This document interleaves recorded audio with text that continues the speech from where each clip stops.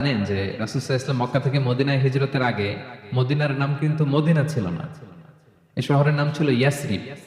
ইয়াসরিব মানে প্রতিশোধ নেয়া, প্রতিশোধের শহর।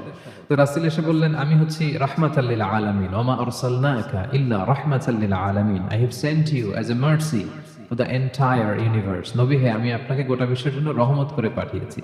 তো রাসূল বললেন, আমি হচ্ছি রাহমাতাল লিল আলামিন, রহমতের নবী, আর আমি যেই শহরে বাস করব ওই শহরের নাম হবে প্রতিশোধের শহর। ইম্পসিবল, কোয়াইট ইম্পসিবল, হতেই পারে না। রাসূল ইসলামের শহরের নাম চেঞ্জ করে দিলেন, চেঞ্জ করে নাম রাখলেন তওবা কিংবা তৈবা, মানে পবিত্র শহর বা মদিনাতুন নবী।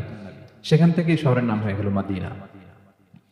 তো রাসূল ইসলাম এই শহরে হিজরত করে আসার আগে, আপনারা যারা ইতিহাস জানেন তারা জানবেন যে এই শহরটা, এই এলাকাটা ছিল একটা multi religious city, multi cultural city. ওখানে প্যাগানসরা থাকতো আর জিউসরা থাকতো।